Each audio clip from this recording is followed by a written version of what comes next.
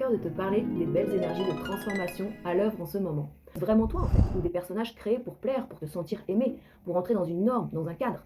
Suis le courant, ton intuition, et lâche prise. Mais écoute vraiment ta petite voix intérieure, car c'est ton ami. Vois comment tu communiques avec toi-même. Est-ce que tes mots à ton égard sont positifs, bienveillants, confiants? Est-ce que tu suis les il faut, ou plutôt les j'ai envie? Coucou, j'avais à cœur de te parler des belles énergies de transformation à l'œuvre en ce moment. Tous les astres t'aident en effet à une belle transformation tant intérieure que par le biais de tes actions. C'est ce que nous allons explorer tout au long de cette vidéo, donc reste jusqu'à la fin et coche le pouce bleu si tu l'aimes. Après un hiver en effet bien intense du fait des rétrogradations successives de Mars, Vénus et Mercure et le portail des éclipses qui t'ont invité à re-questionner tes valeurs, tes envies, tes actions, ta façon d'aimer les choses, d'aimer les autres et toi-même, à nettoyer certaines relations, perso ou pro, à revenir à l'intérieur de toi, à calmer ton esprit, te voici, j'espère, dans le nouvel élan du printemps avec plus de fougue et d'ardeur. Tu peux en effet profiter d'un bel amas planétaire entre Neptune, Vénus, Saturne et le nœud nord pour allier tes passions, tes rêves avec le principe de réalité matérielle. Et c'est ce que je vais te détailler dans cette vidéo. Neptune, qui est passé le 30 mars en Bélier, signe de feu, de l'action, de l'élan, gouverne les planètes accolées, Vénus, Saturne et le nœud nord en Poisson, pour créer une atmosphère d'amour inconditionnel, de transcendance, en apportant sa conscience d'un grand tout qui fait la magie de la vie.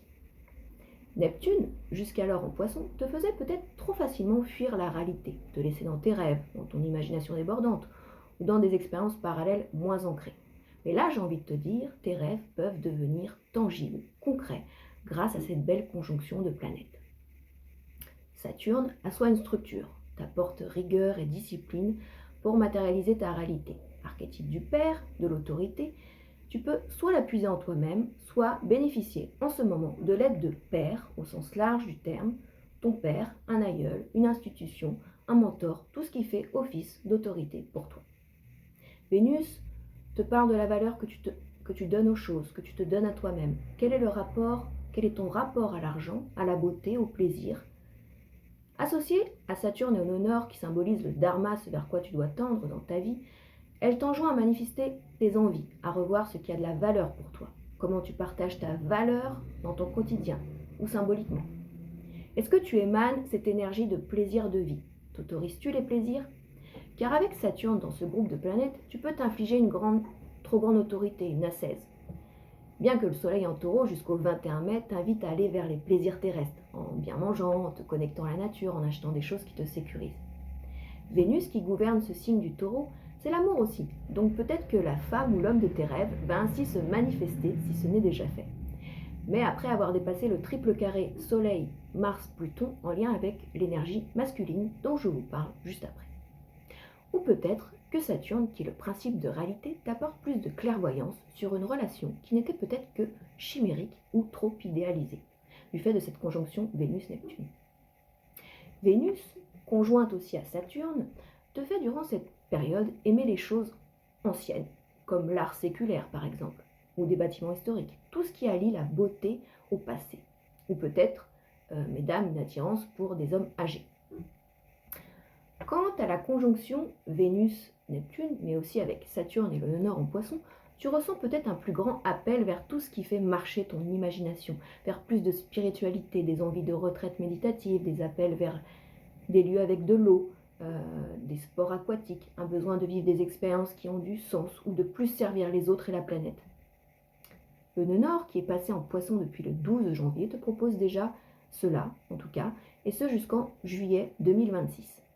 Ce nœud nord en Poisson t'aidera en te disant « Suis le courant, ton intuition, et lâche prise ». Les énergies de moment te poussent à creuser au fond de toi, à jauger si ton identité profonde est bien alignée avec tes actions. Les aspects challengeants entre le Soleil, symbole de ton ego, de Mars, la planète qui te fait agir impulsivement, et Pluton, la planète qui t'invite à diagnostiquer tes ombres, les éclairer, les laisser partir pour un changement salutaire, te tiraillent peut-être entre tes habitudes de faire et ce que ton âme te murmure en arrière-plan. Et tu peux à ton échelle surfer sur les aspects positifs de cette tension planétaire pour contacter le guerrier en toi qui t'aide à te transformer, à réévaluer qui tu es. Est-ce que tu suis les « il faut » ou plutôt les « j'ai envie ». Comme mentionné dans ma dernière vidéo, nous sommes tous dans un passage, dans une transition intérieure. Et c'est loin d'être confortable. Mais nous devons sauter dans le grand bain du changement. Certes, le réel départ se fera l'année prochaine, en année 1, lorsque nous entamerons un nouveau cycle planétaire. Mais jusqu'à la fin de l'année, il est important de conscientiser tout ce que tu ne veux plus porter sur ce nouveau chemin, toutes les facettes de toi que tu ne veux plus projeter au monde, et de lever le voile sur tout ce que tu te cachais à toi-même. Oui, alors tu vas me dire, mais Lorraine, j'ai toujours été comme ça, j'ai toujours fonctionné comme ça. Ouais, ok, super, mais était-ce vraiment toi en fait? Ou des personnages créés pour plaire, pour te sentir aimé, pour entrer dans une norme, dans un cadre?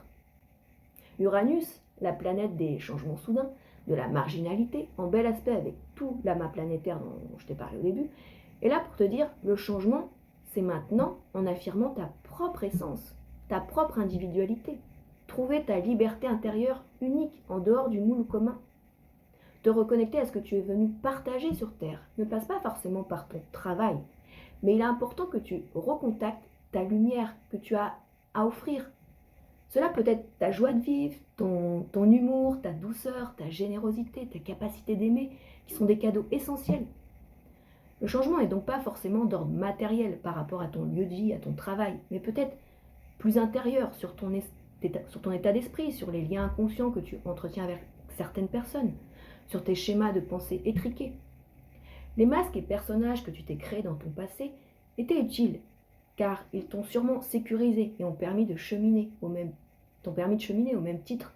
Mais au même titre que l'épigénétique, tes gènes peuvent muter grâce à tes relations, ton environnement, la reprogrammation de tes croyances, un travail sur tes peurs. Tu peux te bâtir une nouvelle structure qui forge ton identité innée. Tu peux sentir peut-être de la colère, un feu en toi avec ce Mars en Lion, signe de feu, un ego trop insistant qui te replonge dans tes réflexes archaïques du passé. Mais écoute vraiment ta petite voix intérieure, car c'est ton ami. Vois comment tu communiques avec toi-même. Est-ce que tes mots à ton égard sont positifs, bienveillants, confiants? Ta première transformation passera par là si ce n'est déjà fait. Bien sûr, être doux avec toi-même signifie aussi t'accueillir tel que tu es aujourd'hui, sans te juger. Sois juste lucide sur ce que tu fais déjà de bien pour toi et sur les choses qui feront encore plus ouvrir ton cœur et sans te calquer sur des réalités extérieures qui ne sont pas toi. Tu peux trouver le prétexte en ce moment d'un contexte extérieur tendu et guère réjouissant. En effet, ce contexte Soleil, Mars, Pluton s'exprime en négatif par des égos guerriers, surdimensionnés, voulant être rois et n'hésitant pas à employer les forces de destruction de Pluton. Mais tu peux à ton échelle surfer sur les aspects positifs de cette tension planétaire pour contacter le guerrier en toi qui t'aide à te transformer, à réévaluer qui tu es. Le feu est une énergie alchimique de transmutation. Le monde extérieur n'est que le reflet de ce qui se passe en chacun de nous. Donc si toi, comme tout à chacun, tu t'apportes amour, compassion et paix, tu te libères de tes peurs, de tes conflits internes, l'égrégore de masse des milliards d'individus sur Terre anéantira les basses énergies d'une minorité de dirigeants qui croient encore à la verticalité pyramidale, en la suprématie de l'homme sur Terre, alors que la verticalité est le chemin vers la transcendance, vers un tout où tout le vivant est interconnecté et complémentaire. Le 19 mai, nous sortirons enfin de cette opposition Mars-Pluton. Tes actions pourront pleinement s'exprimer sans cette tension de destruction. Et petit à petit, tu pourras concrétiser tes rêves. Avec en juillet la superbe conjonction de Neptune-Saturne en Bélier qui t'y aidera d'autant plus. Si ma lecture astrale des astres t'a plu, like et partage cette vidéo, abonne-toi à ma chaîne et n'hésite pas à me contacter sur lmliendudecoeur.com pour que je t'aide à te connecter véritablement à toi-même par l'astrologie ou par mes autres outils. Crois surtout en toi et la vie se charge de la magie. Merci beaucoup.